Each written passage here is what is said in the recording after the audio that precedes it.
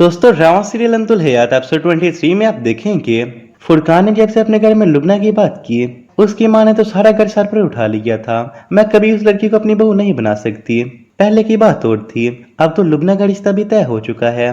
फुरकान मेरी बात मानो, वो लड़की तुम्हें डिजर्व नहीं करती। कहाँ वो और कहाँ तुम। पहले ही मैं सामिया को लेकर काफी परेशान हूँ। अगर उसका रिश्ता ना होता तो फिर कोई सोचा जा सकता था।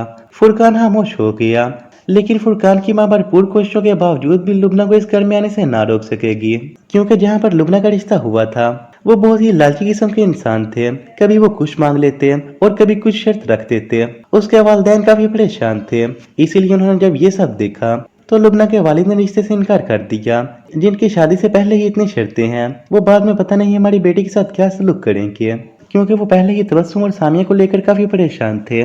तबस्सुम को अपने घर टूटता नजर आ रहा था। वो अपने शोहर से मुकम्मल बाज़न हो चुकी थी, क्योंकि वो भी अपनी माँ की बातों में आ चुका था और हर वक्त तबस्सुम को ताने मारता रहता।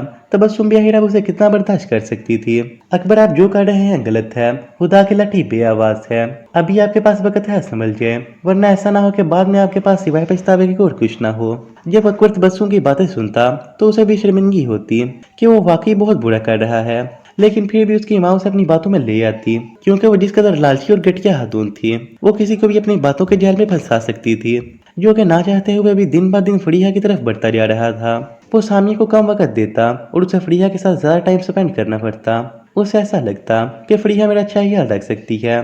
सामिया भी ये सब नोट कर रही थी। उसने अरसलान से भी तो बात ना की, लेकिन आखिर अब उसका भी सबर जवाब देना ही था। वो पहले ही अरसलान की माँ की वजह से काफी टेंशन में रहती, क्योंकि वो हर वक्त उसे बातें सुनाती रहती। पहले तो सामिया खामोशी से सुनती थी, लेकिन अब उसने भी जवाब देना शुरू कर दिया, क्योंकि वो भी आखिर कितना बर्दाश्त करती।